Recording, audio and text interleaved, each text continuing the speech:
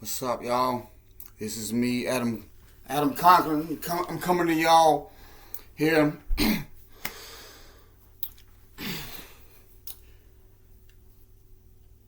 What's going on here is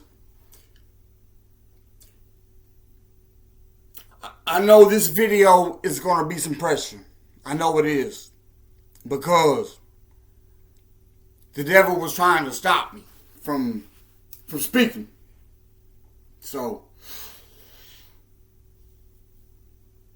whatever comes out in this video, it's going to be some pressure. And the reason, and what it was telling me, was, what the devil was telling me was, don't make this video because you're under the influence of cough syrup. And I recognize that is being from the devil. Alright? And for me to just sit there in idleness while God is using this vessel, he's putting so much pressure in this vessel that I cannot sit still or do anything. Like this has to come out of my mouth. You know, pressure. It busts pipes. It creates diamonds. And I just want to say, first of all, you know, that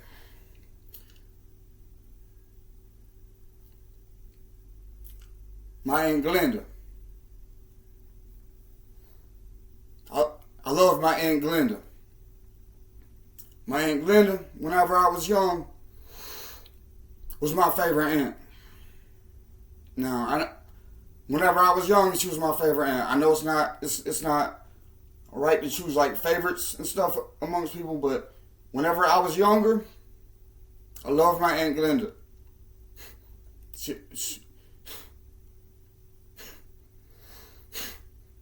And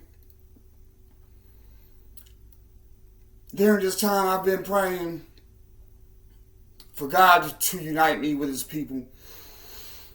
And during that process, I added my cousin Christy. And I didn't know she was my cousin whenever I was talking to her. Because my family doesn't talk to me. I am shunned by my family. You know? And I just want to ask her for forgiveness if I seemed insensitive. Because I didn't know who you were. And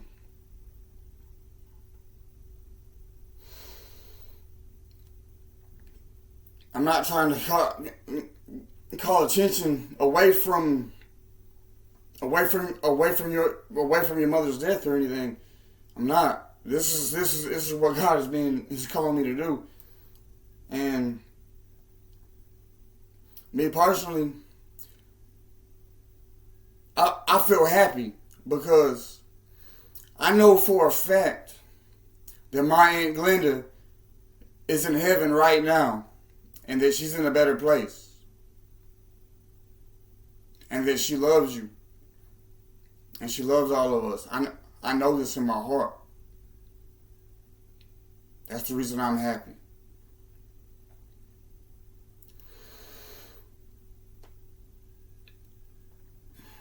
And, you know, my whole story it's like a timeline. It's like a timeline, man. And we're at the beginning because it seems like everything is coming out in a timeline, man. Because I remember whenever I was on lockup, after I had done destroyed the yard at Burgaw and turned the camp completely upside down, I was sitting on lockup at Scotland. you know. And it was Christmas time, you know, and I was on maximum control status in Scotland. It was Scotland is a war zone. It's one of the wildest freaking camps. It don't matter if you're on lockup. It doesn't. Just because you're on lockup doesn't mean nothing, really. Because y'all just don't understand. I'm not going to talk a whole bunch about prison, but, you know, I was all the way plugged in. Anyway, I was all the way plugged in with the flow. You know, I had the products coming in. You know, I was sitting in there. I was on the cellular device. You know, I was trying to plug my home 6-shot in, and I'm gonna be very careful with my words because love and freedom for a lot of people is looked at a threat and a risk, and that's the reason. And that's the reason that I'm monitored, and that's the reason that I'm so fucking good at playing absolutely crazy as hell, man, so that I don't appear to be a threat. But I'm only a threat to the devil, really. And what was that? My Aunt Glenda, I remember that day. I remember that Christmas. And with nobody talking to me that Christmas. I had a cell phone and everything in my cell. I would call Angel, and it was like I could never talk to her for some reason. Like the phone would hang up. Was it Travis would answer it, and I don't understand why I wasn't able to communicate like that. But either way, my Aunt Glenda, I called her. She was staying with my Aunt Reba at the time, and I just wanna thank her for that Christmas, because that was a good Christmas for me. That was one of the best Christmases I had in my life. My Aunt Glenda helped me during that time.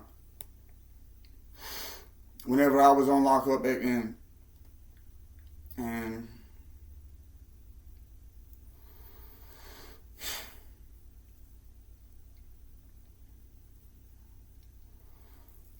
she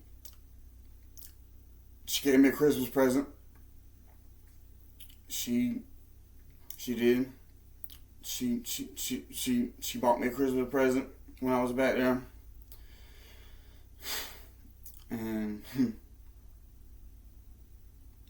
I just love my Aunt Glenda, man. Like, I love her. And I love all my family, man. You know? And as far as my cousin Angel and Tim, I grew up around Tim. You know, I've always had a lot of amount of respect for Tim, because he supports my cousin Angel financially, and he's provided her with a life and a family and kids and everything. But, you know, my cousin Angel, she does not deserve the treatment that she gets from him. And the way that he treats her, I won't never respect. Because she's such a good mom. And she has such a good heart. And the Lord is with her. And I just don't appreciate that, Tim cannot find a way to make her happy. And I will never be that type of man with a woman. Whenever I find out my wife, that's anyway, I'm gonna talk about my Aunt Reba's side of the family because I wrote her on that paper, and that's what I was looking at down there. It was a piece of paper, and for some reason I'm supposed to talk about it. And God said, "Well, my Aunt Reba, whenever her son died, Nick, we were very close, and I'm sure my mother never wanted me. Sure, she loves me, but I didn't have that mother to son type of relationship, and I look at Aunt Reba's side of my family kind of like that, like as if they're like my mother's side of the family or something. You know what I'm saying? I don't know. It's crazy. It's kind of weird, but like I'm like with Angel. She's very close to me. She's more than a cousin. She's more like a sister to me. That's how close we are. And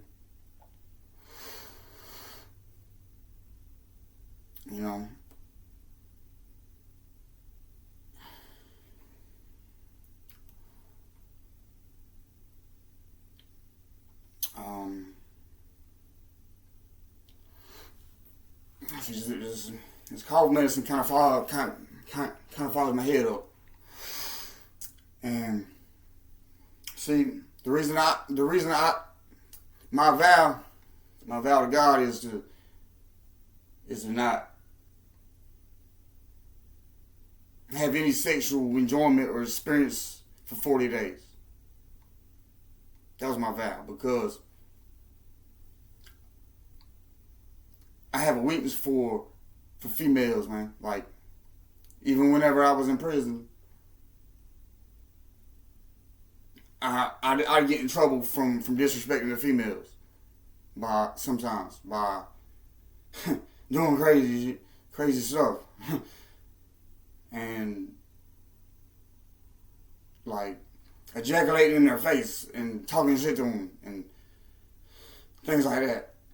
And then I would be mad whenever they wrote me up, and I didn't understand why. I'd be ready to fight the whole prison camp. I'd be ready to fight every police in there and ready to start a war because a woman got mad at me for completely disrespecting her. I've never understood women. I've never been around women.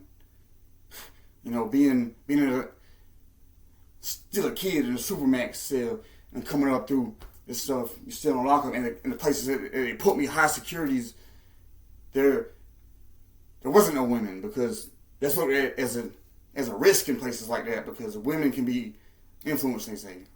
I don't understand why. It's just like they be the ones messing my head up. Anyway. Talking about what was I talking about? Let me look at this paper, man.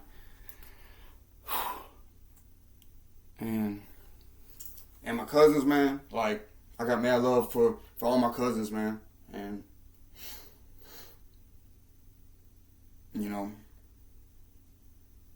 and I would never intentionally do any of my family any type of wrong in any type of way. I just want y'all to know, I know y'all think I'm a bad person because I've been to prison. and all that stuff. And I've got to try extra hard to communicate with my family, because that doesn't nobody, it obviously can't be good, the type of things that people speak about me. It obviously can't be, because of the way people treat me. So I'm giving you myself live here, opening my whole heart to this, so that y'all can see the real me. So y'all can judge for yourselves instead of listening to what somebody else tells you. And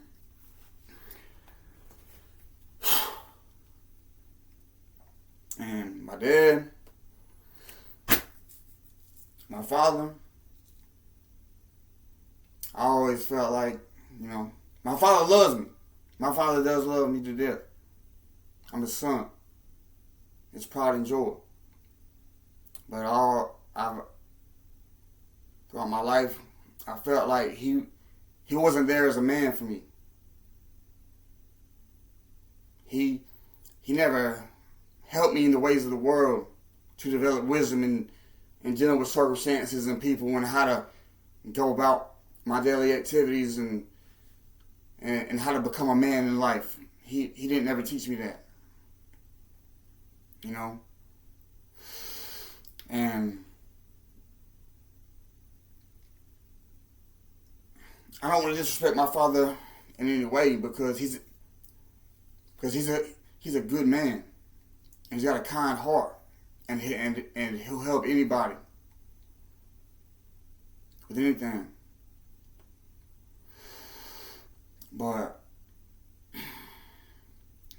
as far as me becoming a man, and the people that was with me ever since I was young, I had a different type of family, and that I'm also spiritually connected with these folks. And these people right here is not, they're judged as well, because they're like me, of course. They're some fucking gangsters, and they're fucking insane in the head. And that's all I got to say about that. And,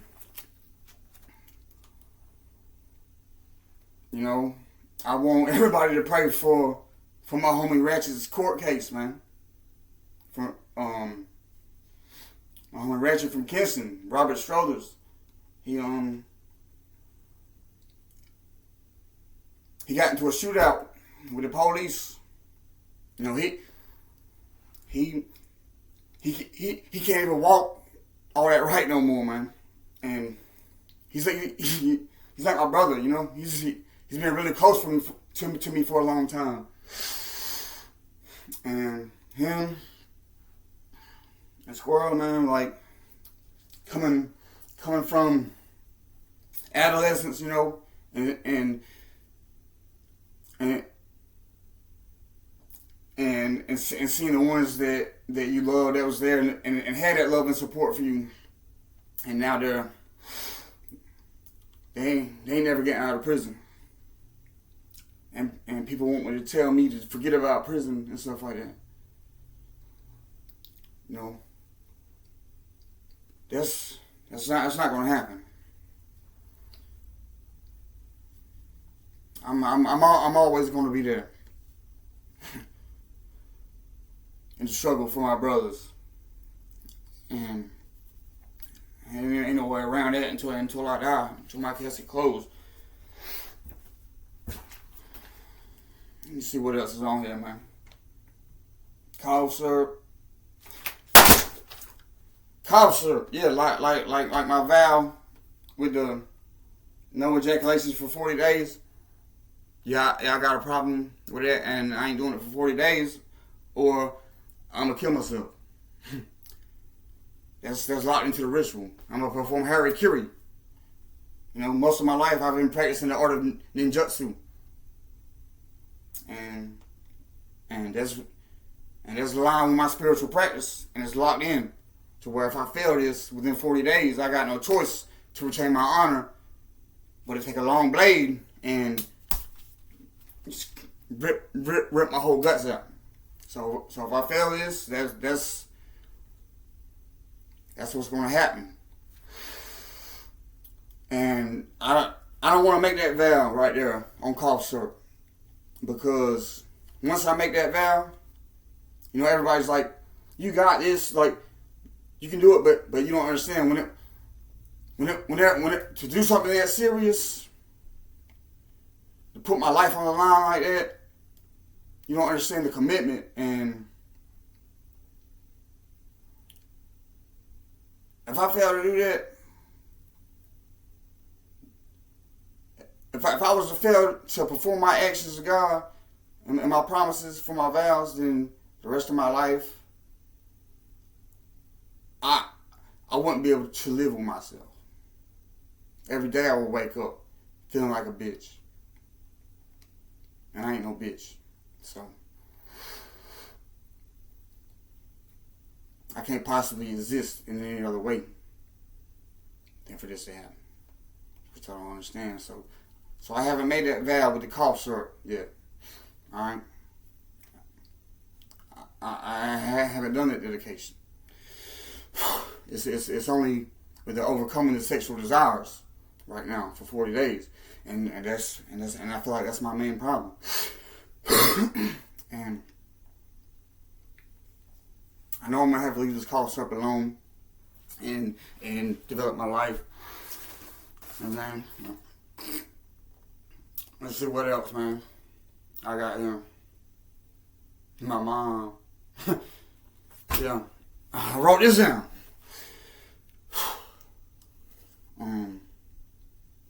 I don't even know, man. I'm just gonna see, a lot of this stuff ain't easy for me to talk about. That's why I write it down and force myself to talk about this stuff so that y'all can hear it. Because this is the type of stuff that, hey, how's the weather doing? and all that. This is the type of stuff that makes people uncomfortable because there's pressure in the bus pipes. Anyway, man, I'm just gonna go and say this about my mom. Red-haired women. I got a complete aversion to them. I don't like them. You will never see me in a relationship with a woman that's a natural redhead. At all. Ever. And, growing up from my mom and my cousin Charlotte, God bless her.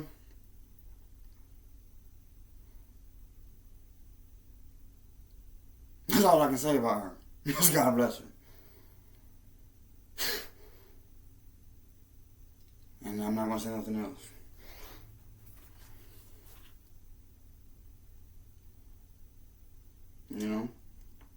Like whenever I was in prison, whenever I was on lockup, man, like,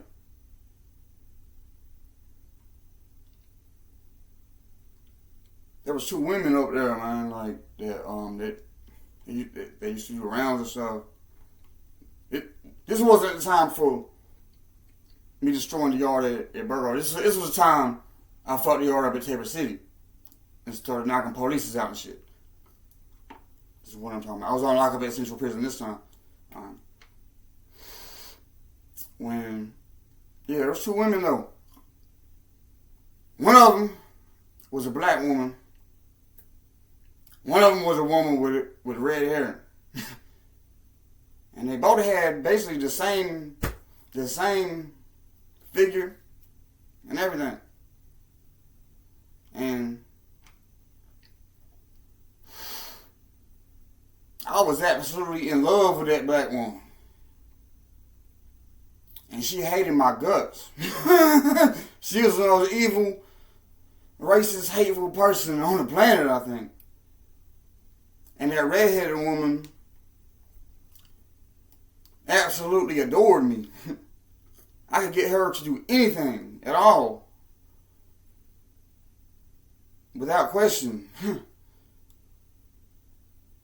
And and I just had no interest in her at all. But I was chasing it after the other one, you know, and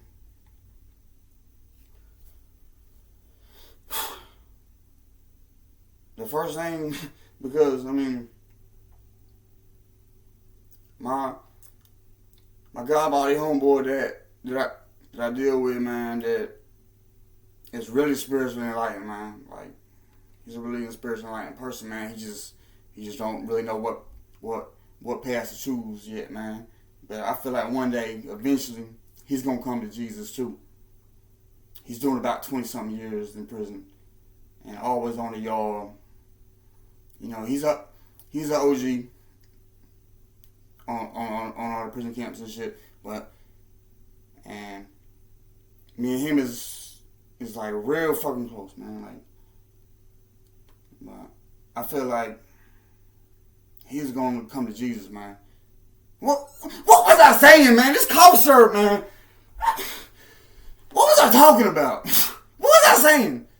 This is why I gotta stop doing cough syrup, because I just be blah blah blah blah blah, and I don't know what I'm talking about anymore. Let me look at this paper, man. About the women on the lockup. Yeah, though. He the one that told me, yo, like, whenever you see a beautiful woman that you like, you're supposed to look at her and acknowledge her. So this night, first night I laid eyes on this woman, this black woman.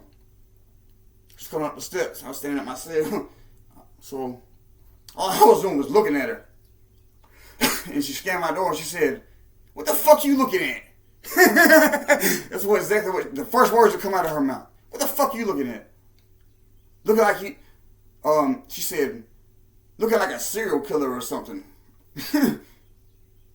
And so, of course, my reaction was to go to cussing her out and to telling her to, you know, I can get pretty vulgar, man, whenever I cuss people out, whenever I cuss women out. I don't cuss men out.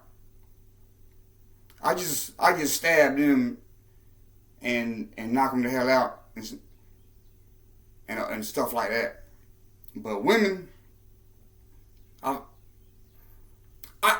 can get pretty vulgar whenever I. I'm not gonna repeat the words that I stated at home. Anyway, so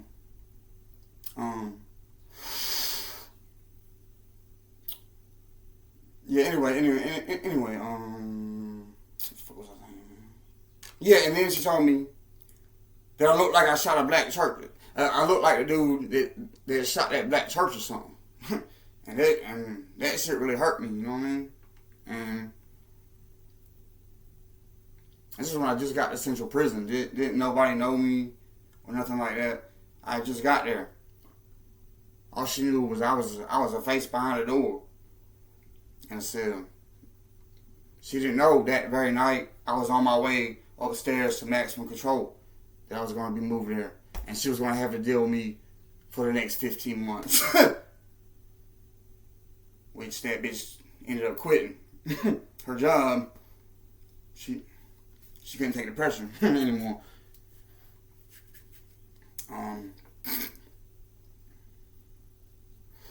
Anyway, so yeah. So she goes and puts some 550s in the shower and stuff, and is talking shit to him. I mean, it's talking shit about me. And they're like, yo. And she's expecting them to side with her because they're in prison and she's a beautiful woman. And she plays people against each other. And the motherfucker said, yo, like, you ain't shit. Like, that shit ain't cool. Like, you don't even know what the fuck you just said. Like that's just not cool. And shit like that. And yeah, though, man. But that shit affected me a lot whenever she said that shit, man. Just a stereotype of of what I look like, man. And me being able to be with a woman that I'm attracted to. I mean, I'm not saying I'm not attracted to white women, because I still do find white women attractive, as long as they ain't redheads. I mean, once you're a redhead, you just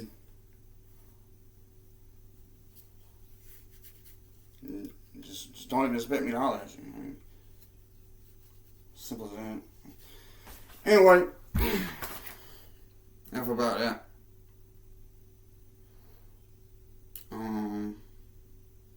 Yeah, though, man. But motherfucking, I want to say to the youth, man, that like motherfucking, you know, in America, this motherfucking America, man, with the culture and everything, with the, you know, it's with like Snoop Dogg and everything, and with the gang culture and everything, with the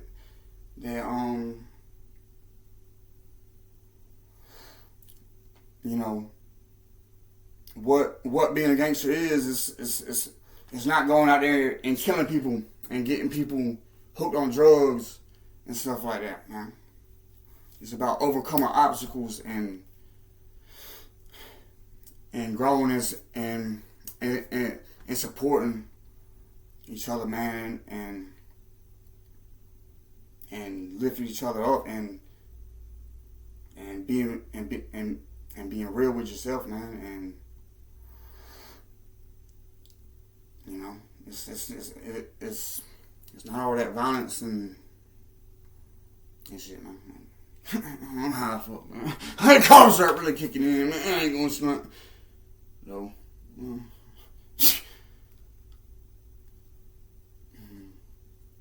Alright, y'all, man. Alright. I guess that's it, man. I guess that's it. So.